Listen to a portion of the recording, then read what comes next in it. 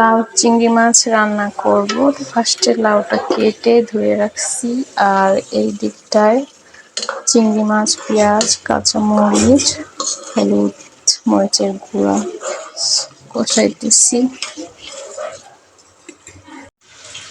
এখন লাউগুলো দিয়ে দেবো।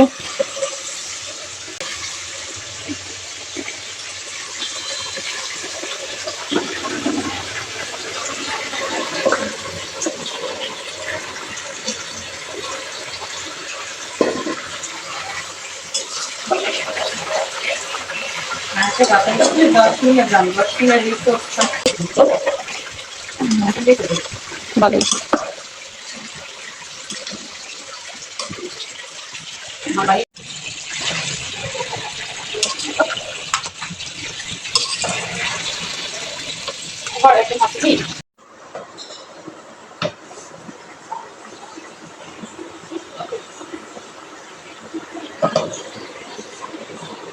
লাউ চিংড়ি মাছ রান্না করা কমপ্লিট।